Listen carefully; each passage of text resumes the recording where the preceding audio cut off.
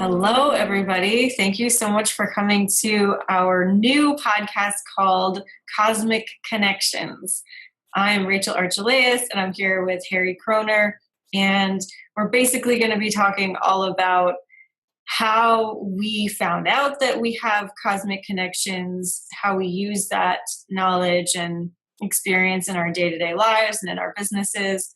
But today we're going to start from the beginning and kind of share with you how we even figured out that we had these connections and what that looked like as a child and now as an adult. And if you have stories of your own, we would absolutely love to hear about them. So wherever you're seeing this, I'm sure you can find a way to comment and let us know what's up for you, because I think everybody's going to have a different story. So as for me, I'm Rachel Archelaus, and I help light workers get clarity and understand where they're going and create businesses. And I also teach certified intuitive artists how to use the intuitive art modality with their own clients. Harry, do you want to introduce yourself and let us know sure. who you are and what you do? All right, my name is Harry Kroner, as Rachel mentioned, and I'm a spiritual catalyst for people and helping people with their evolution and ascension, moving towards who they are as a greater being and a person. Do a lot of emotional healing, and I got into this at this point in my life. I have a Starseed group that I like to lead, people who have a Starseed connection, and I work with cosmic beings on a regular basis. But it didn't start that way, and I know that some people think that either you had this or you don't, and I don't think it's true, because a lot of the awareness and the recognition of the connection usually starts in childhood. And again, some people are born awakened, like you, Rachel, which is unique. But most people have just an affinity, and we're born with a veil, like I was with a certain veil, but. It still is, in talking about, like, again, just regular people, if you have an affinity to really things like astronomy and the stars in general, have like really a connection to that, anything to do with space, anything to do with understanding greater things. I think people need to understand that this is all little connections that you might have to that, and a lot of it, I think, is if you can kind of cooperate with me on this, a lot of it is feeling like you don't belong, and feeling different, feeling very unique, and that's something that I mean, we're all unique, we're all different from each other, but feeling like that this is not the norm. I don't have the same understanding level of consciousness, and for me, if I may start regarding it being as a child, I remember as a young child, 4 or 5, I just realized that just people just don't have that level of understanding and vision and consciousness about anything at the same level. It just wasn't at the same level. I just couldn't relate so much to children as much, and found more interesting conversation with adults. And again, it's a really, really young child. It's kind of hard to explain. I can just stop you there for a second. Yeah. I totally had that same experience. Like, I was 2 and having these really cool conversations with adults, and I never really found a lot of camaraderie with my peers. So right. Yeah, exactly. Yeah. Keep it like that.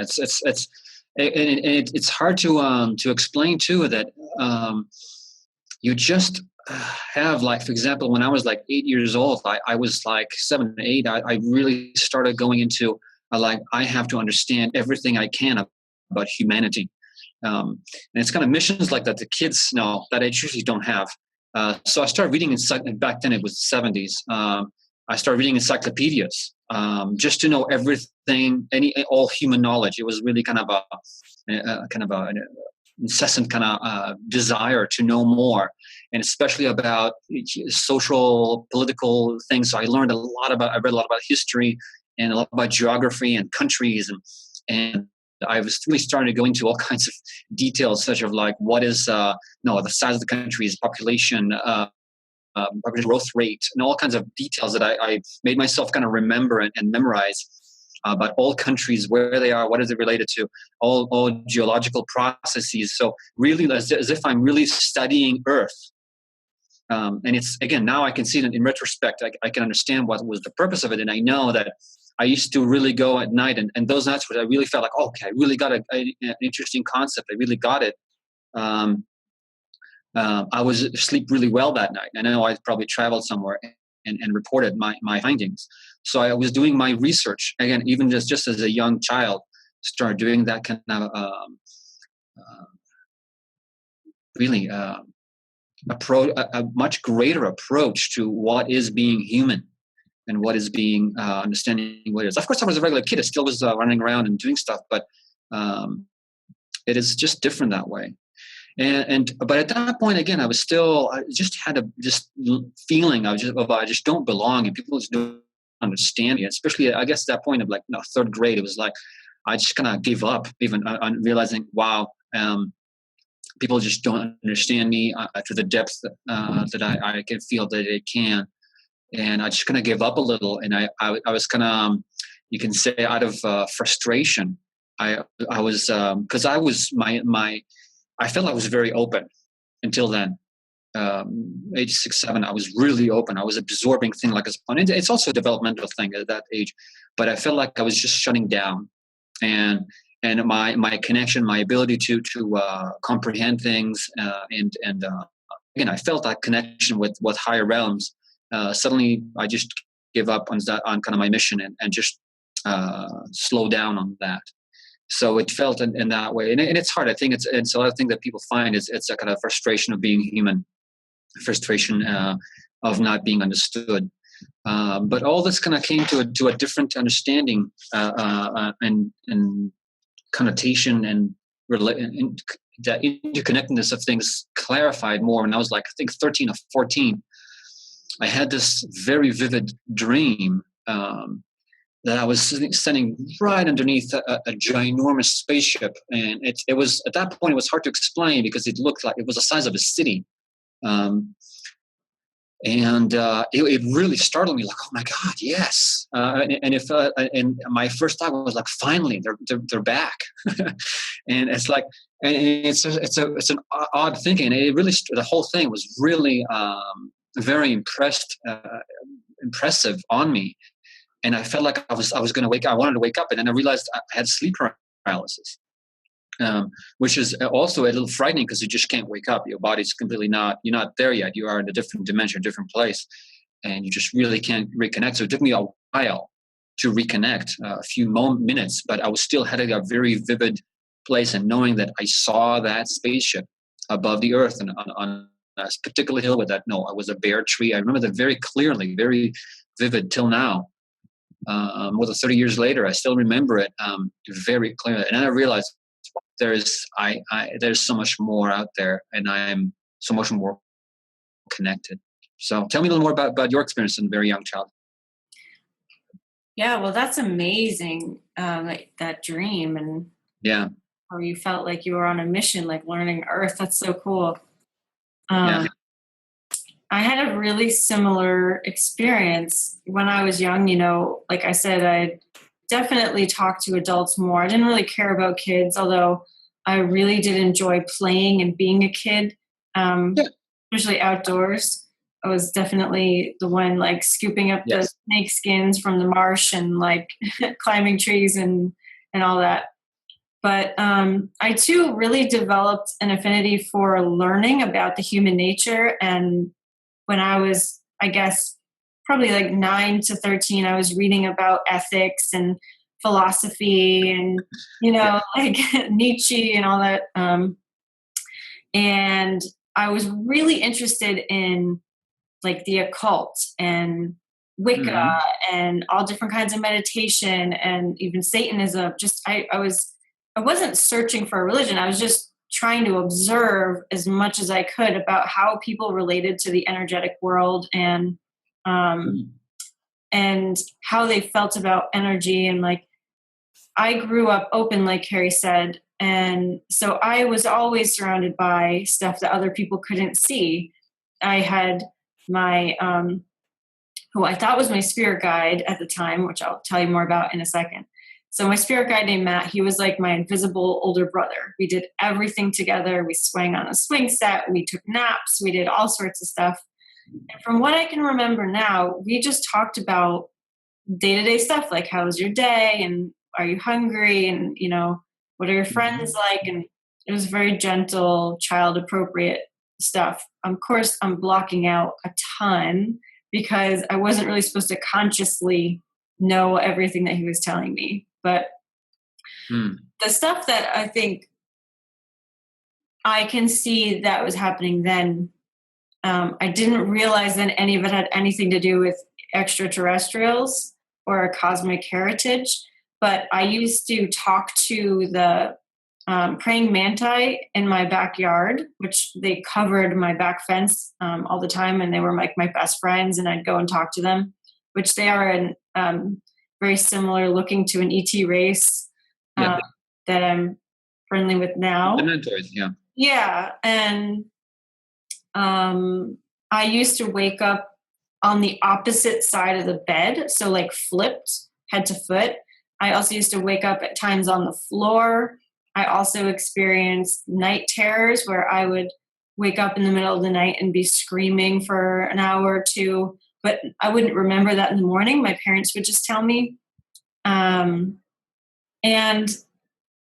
again, I knew I was open and, you know, kind of seeing more than regular people, but I had no clue that it had anything to do with ETs until my 20s, actually. But that's when I learned that my older brother, Matt, my invisible older brother, spirit guide, was actually a hybrid brother. And Oh, wow. Yeah, so he was an actual brother, which I intuitively knew, but I was just calling him that to appease my parents because I thought he was like a spirit guide. So a lot of cool stuff happened in my childhood that I was unaware was related to the ET thing. But I guess one thing that I didn't mention is I hated school. Yes. In second grade, I refused to go to school so many days that the teacher brought me out into the hallway and said, you know, do you like me, Rachel? Like, would you like to spend more time with me? And I was like, sure, you know, because I knew I wasn't mad at her. I just didn't like the idea of going. And she's like, well, if you don't come in every day from now on, then you're going to be spending next year with me.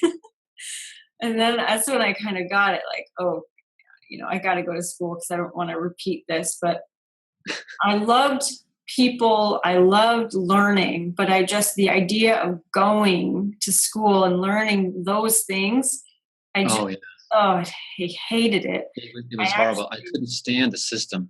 I had such a hard time, and I was like rebellious, and I was like very difficult to control. And I just had a very hard time. And again, some part of that kind of giving up was also giving up on the entire system. I just couldn't stand it. And again, as you said, like we have a thirst for knowledge. It's just not that in that very, very rigid and boring and low level, really, education. So it was a challenge for most of my life. Institutions and organizations, human organizations of any sort. It's really hard to be in that space under other people's thoughts and that are just not level. It's very hard to explain. It's not like in a condescending way. It's just people just don't understand that the depth of what is. And I feel like people like us, we have a greater sense of self-authority. Like, I know what I need in any given moment. And I'm independent enough to normally be able to go and provide myself with that. And in school, I just found, even at that young age, that there were common sense issues that I wasn't able to rectify. And that really pissed me off. Like, it was just things that don't make sense. Like, we're not allowed to do this. It doesn't make any sense. I found that starseeds are very intelligent, very quick learners. And we often we get frustrated with the regular world because we don't understand why things have to be so slow, right? Or so low level. Yeah, it's tough. It's tough. When I was again, that was just a critical point in my life. When I was like third grade, I was just was behaving so badly. And acting out and stuff, and people were doing testing. So like, oh, you're very intelligent, and I was scoring very, very high on intelligence. And like, okay, it's just really bored.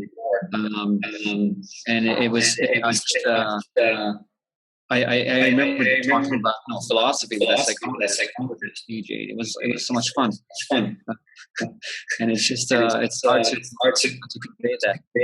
But there's so much more, as you mentioned. Actually, for example, I remember when I was 4 years old, I was told later, because at that age I didn't know much. It was just 4. That I was leukemia. And my parents couldn't believe it, and they sent for another testing, and it came positive again.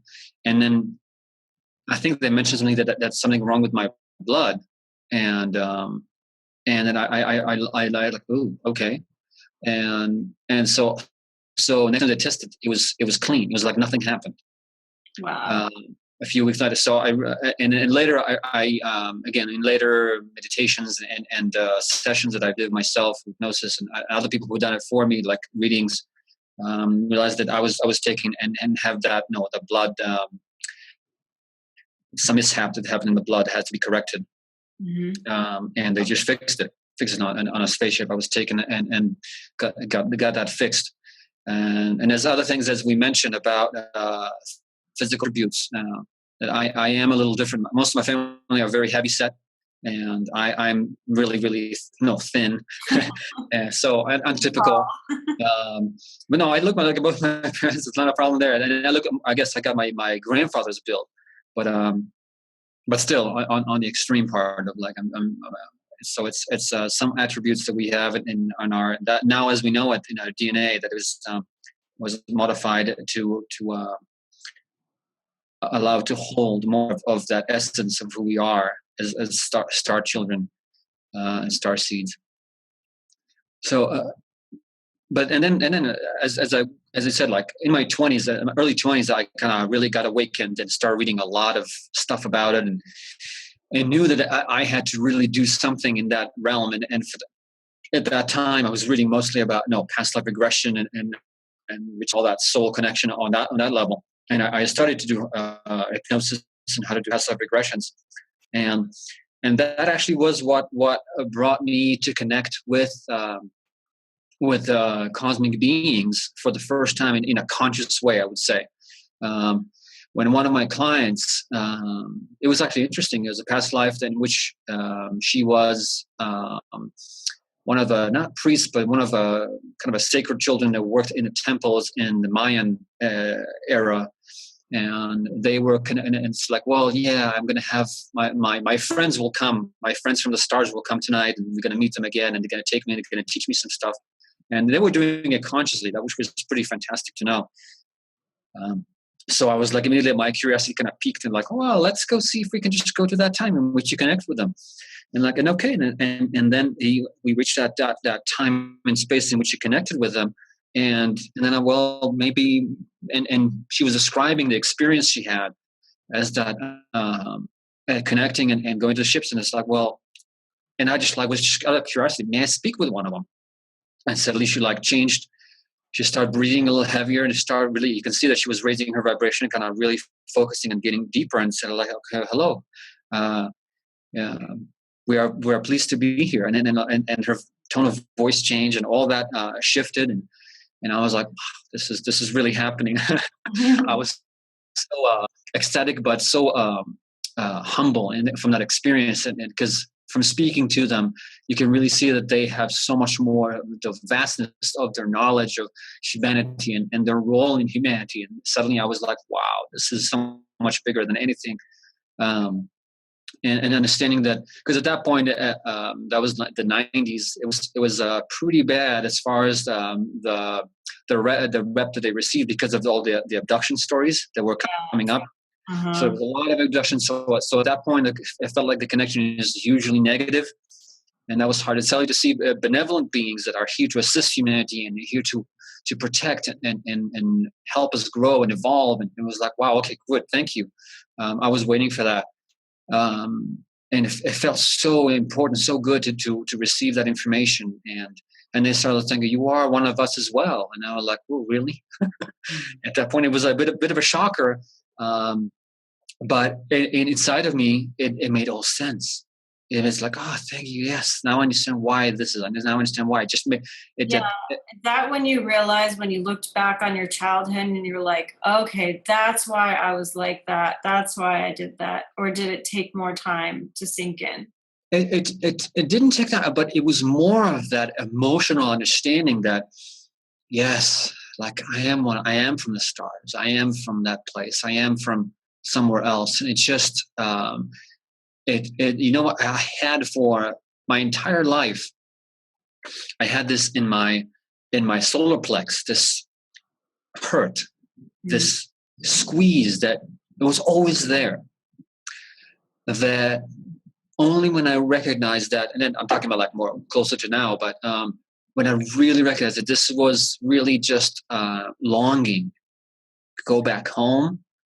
And when that moment when I realized it, and I was kind of outside here looking at the stars and connecting with them, really connecting with the stars, I felt that anguish and that longing, and I felt that deep pain that I really felt like in my entire life. That I was used to it. That's what it was. If something was kind of stuck there, it finally released. After 40 years of feeling it, it finally released. And that was like such a big moment to know that pain, that suffering that I was holding in myself, in my core, was because I was missing home. I was missing my real home, my galactic family. Was such a big moment. It was unbelievable. I was in tears. It was shuddering my body. It was like really shaking it. It was beautiful. It was such a relief, liberating from that ache and pain. So, yeah, it's big. Wow. What was your moment when you really felt like that's it? I really know. I really feel it. What was your moment? Oh my goodness. It happened so gradually for me. So I have a story about, it's kind of big, but I think I should tell it. So yeah, please take your time. I've had direct contact. So ETs have appeared right in front of me, a group of them. But there's I just want to tell the backstory to that, because that's not when I realized that I was connected with them. It took me a lot longer. So this happened when I was 17, the direct contact. And it utterly terrified me. I couldn't move. It was not a pleasant experience by any means. But the 3 years previous to that had been really horrific for me. So yes, I grew up open, I was psychic, and it was great. But when I moved, when I was 14, to a new city and to a new house, my psychic senses completely exploded open. So everything, sight, scent, smell, sensing, with feeling, all of them, it was like I couldn't control them. Somebody had turned me from a 2 up to a 10. Wow. And not only that, it was the first time that negative things started happening to me. All my life, nothing had ever scared me, really. I mean, when I was really little, I got scared by angels, but they were angels, so there was really nothing to be scared of. Nothing had ever harmed me. I never felt nervous or dangerous or like anything was going to go wrong. But when I was 14 and I moved into that house, there were a lot of different kinds of entities there. There were like the Casper-shaped ghosts that like flew in a circuit up the chimney and then through the entryway. And they would just keep going like that, like a trail of them. There were beings in almost every room who were kind of stationary, but would just look at you as you'd walk in and walk by. There was a guy who stood in the shower right underneath where the water comes out. So you'd have to shower in front of this strange ghost guy. There was a guy in my bedroom who stood near the door. I mean, it was packed, packed with like these weird beings. And there was one kind of caretaker being who sat on the fireplace. That's all he did. We named him Fred, and he was very friendly. And my cat, Casey, used to sit right underneath him, and Fred would pet my cat. But Fred was there to keep it all in check, because the whole left side of the house, where the fireplace was out to about the middle of the house, where the entryway was, I could barely walk in because I would feel nauseous. Wow. Negative energy in that house was just so huge that it was affecting my health and my mental state and everything.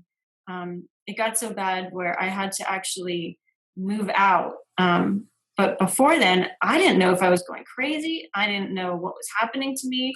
My parents were really frightened because I changed very much in that environment.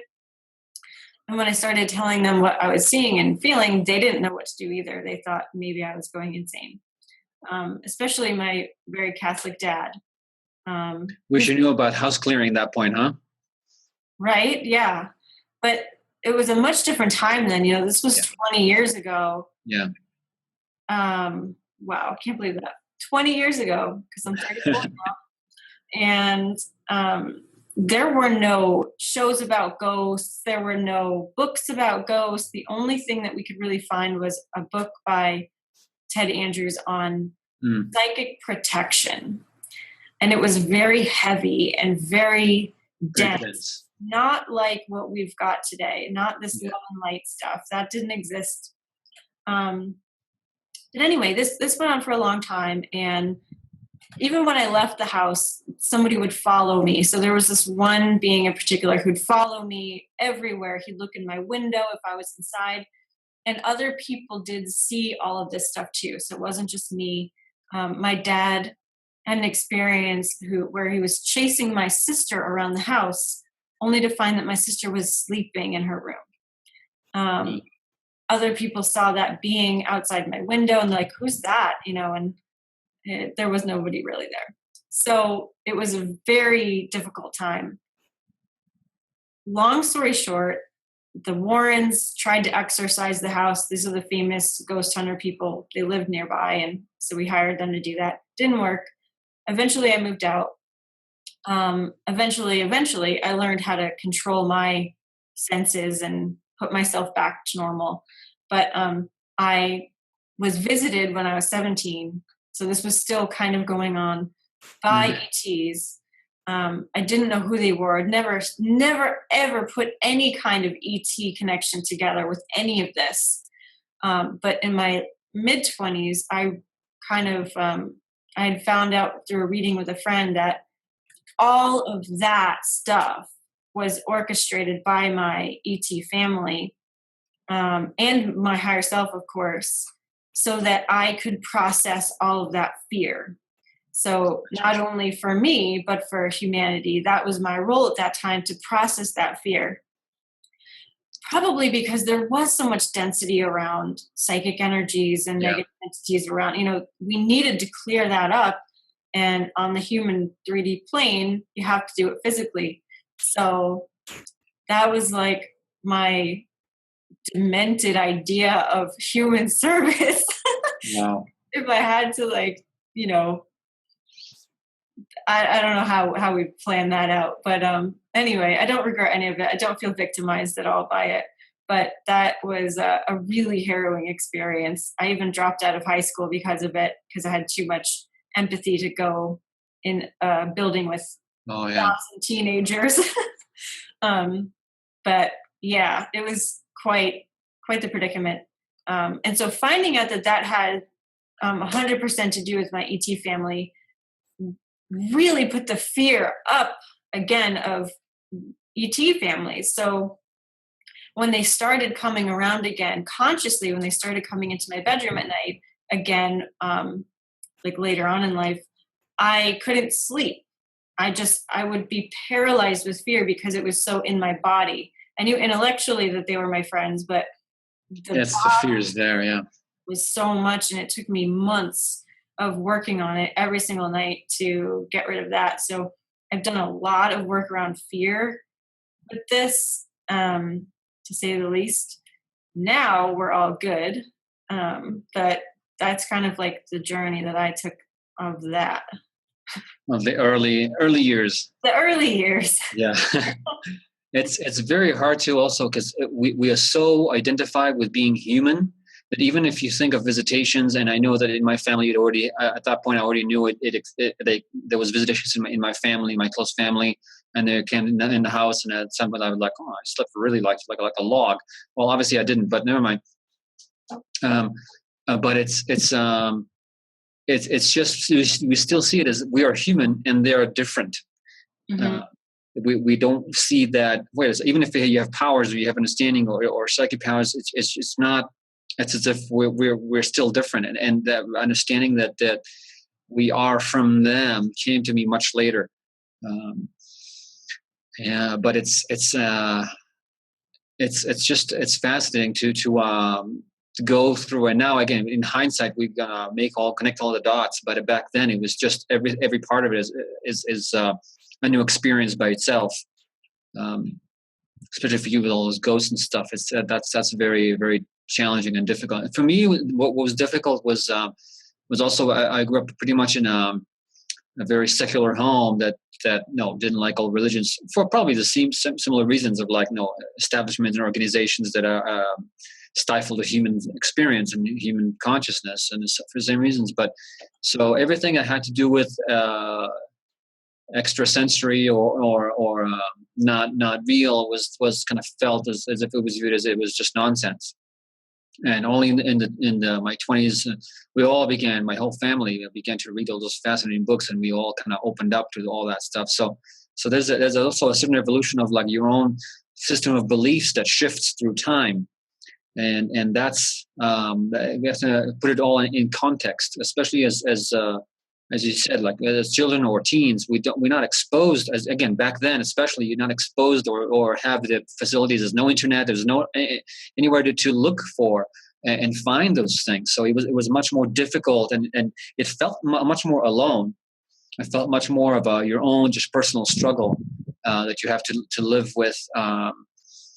And kind of hide being in that spiritual cosmic closet, really, right? Yeah.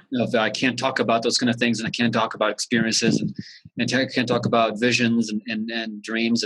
And once I started doing hypnosis, that's what opened more of my abilities. Again, my mid-20s, it's funny. I used to be a travel agent back then, and because I enjoy travel. Didn't work that well on that aspect, but I just in lunchtime I just close my door and shut the lights off and just go and do all kinds of spiritual journeying and stuff like that, and start meeting all kinds of beings. At that point, I just saw them all as just light beings. I didn't make the connection that they're not actually from here, or they're just like cosmic beings, and started conversing with them and learning from them, and realized no, some of them were just close guides, some of them were more than that, and again that personal, again at that point, again we have to put it in the context of personal beliefs. And at that point I was just seeing it and allowing myself to believe in just like light beings, and so that's what all they have showed themselves as, so it's just what they allowed more and more to do. But now, again, as I start working more and more with them, it's like I felt kind of sheepishly kind of stupid when I realized, when I had some more talented clients like you that can see and feel them. It's like, oh wow, there's all kinds of beings here, and they're like, well, yeah, there are. And realize that I have helpers that show up to almost every session that I have with clients and actually do a lot of the work. And then again, suddenly there was more and more. And of course, now that I look back at it, I realized that they were showing me that, so I know it and I prepare myself for it. And seeing that, knowing that, and people seeing like all different types of thing, and suddenly they see one type more than others. And so that was kind of also a confirmation. And it's nice to have confirmation, as you said, like even like with your ghost stuff, it's really important to have like, oh, other people see it, like, oh, good, I'm not crazy. So but it's interesting that my connection is I don't see them as much, but for me it's a very clear telepathic connection. So I can hook up with them very easily. I don't see them as much. I sometimes feel them, especially when I'm with a session or when I'm in meditation. Like I can feel I have a heightened sense of with other dimensions. But I definitely have full conversations with them now, and it's just fascinating, and connecting with the different types and feeling different connection, different energy, how they are communicating differently, what is there. Because they some of them work and live in different dimensions, and how they are seeing humanity and its progression in different levels of perspectives. And sometimes our little lives and our little problems are just completely benign to them, and it's hard to put that. But again, that early contact, it was just. Especially through clients, and then at that point I started like having fun with it, is really connecting and realizing, okay, so there's Arcturians, and they're really, really high energy, higher dimension, and they're really beautiful, and they're just pure love. So the Arcturians are just pure love, and they have this light technology that can really, really help us in this ascension. And I would start doing that way before 2012, when they were already doing and working on it. And explaining that this is what they're doing, and they're going to open and creating grids and creating stuff that now is more common knowledge in the field. But it was interesting to hear about it while it was still kind of in construction. So very cool. Yeah. Wow, I feel like we just blurted out like a million. Yeah, different little things. Yeah, jumping around a little. I'm sorry. No, it's good, but I just feel like we just said a lot. Like we laid out a lot of our history, and what I'm hoping is that people can see their own stories in what we've shared. And because I remember the first time that I ever really comprehended the fact that we incarnate to more than just Earth, right? Like, oh yes, yeah. I remember that being a huge revelation a long time ago. Like, oh, like we go to other planets. I could see that. And that evolved to like, oh, I probably haven't been here before. Like I'm predominantly on other planets, and then realizing like I live multidimensionally. Like that's why I've always got like so many things going on and so many perspectives and all this stuff. And so the rate at which we realize who we are is different for everybody. For me, it kind of happened like over the last, I probably realized that we incarnate to different places when I was like 22 or 21. So that was already 13 years ago. So it's taking me a while to kind of integrate into like me being an energy being, and me seeing myself like that instead of seeing myself as a person first. That took a while, but I think it's happening more quickly for people now. Yeah, because the acceleration is happening, and also again the availability of information about it, and because now the internet is full of it, and it's full of a lot of good stuff, a lot of silly stuff, but it's just so much more out there. And there's a quickening, and there's like a gathering, and that it's so much easier to relate to, which is very good. And for me too, is like age 22, I realized first of all we're souls. Mm-hmm. That incarnate and do all that experiences and incarnate in the whole time concept of time. And I was seeing future lives, and realize that the future lives, wait a second, future lives and past lives and all that, it's all the same, just other lives. And we're like, wait a second, they also exist in other places. And so I was ecstatic to because I just at that point just read about it as a concept until I had my own client, and suddenly depicts life in a completely different realm and dimension, really. And it's just a different planet, different civilization, and it was just beautiful to see that. And of course we dived into it and learned more. And it's funny how it comes in waves too. So when that as if I'm attracting at that point, because suddenly I had another one and another one, and then so it allowed me to absorb it intellectually, because I see and I see like more and more people are experiencing it and have experienced it. So not only like me or just concepts in books, and really seeing how they feel about it, how they're doing it, what they're doing there. They're just doing all kinds of special healing and all kinds of working with light, working with pyramids and crystals and all that kind of stuff that is now coming back, and the whole. So it's I was like, well, that's probably me too, because it's like it's so common. And it's why would they come to me if I wouldn't be something like that? But and that kind of, I think it's, as you said, it's like it's a growth in your understanding of the whole cosmos and our cosmic role, and that's really important to understand. Okay, where do I stand in this whole thing? It's just not something that's out there; it's actually in here. Yeah, and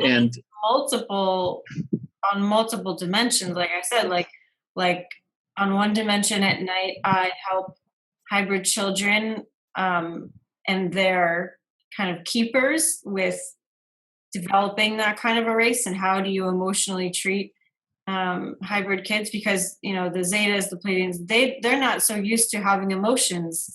They're not used to dealing with humans, and so I help as a kind of consultant and caretaker there. But I'm also on different dimensions doing different jobs, so I'm working on multiple dimensions at the same time, right? All the time.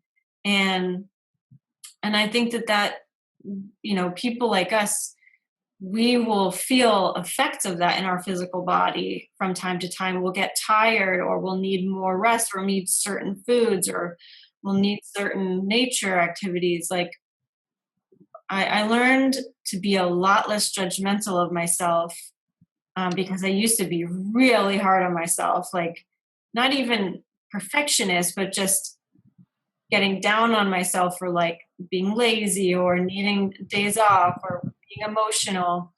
And I've learned, like, I don't know what's going on in all my dimensions at the same time. So I need to kind of be a lot less judgmental of what's going on and just give my body what it needs, give my heart and mind what it needs.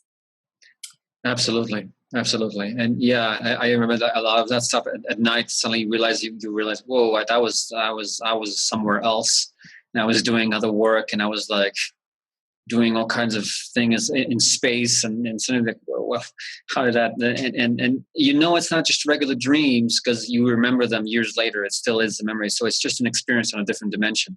Yeah. And knowing that we are all operating. And sometimes like a couple of nights ago, I was like, wow, I'm really tired. It was like 8:30 at night. I was like, I'm really tired. I feel like I really need to sleep. And I slept for over 10 hours, which is unusual for me. I sleep 7 and 8 hours. That's really generally standards. Like I slept along, and I was slept like the log. I was like, oh wow, I was doing. And I woke up a little. I was like, wow, I was doing probably a lot of work that night. Because I felt like, I was someone else. I was somewhere else. And even if I'm not always aware of it, but knowing that and respecting, as you said, like giving yourself the knowing that it's okay. It's okay to give yourself the space and time if needed for all those events and things. Yeah. So there's so much more to talk about, and I don't know if you want to do it. We'll stop here and continue in other places, and we'll pick different topics in the field of cosmic connections, and we'll talk more about it, about different types, different things, different that we know that we accumulated by personal experience and by working with others. It'll be fun to do. Absolutely, yeah. And if you're listening, and if you have an idea for us, you want us to talk about, definitely let us know. We can cover lots of topics. Oh my goodness! But and also share your story with us if you want to, because we know there aren't a lot of places or outlets for you to do that. So we're a safe place. we would love to hear about it and hear if you mirror any of our experiences too. So yeah, Harry, I guess that's it. Is this a wrap? Yeah. Awesome. All right. Thanks, everybody. Thank you. We'll talk to you next time. Okay. Thanks. Bye.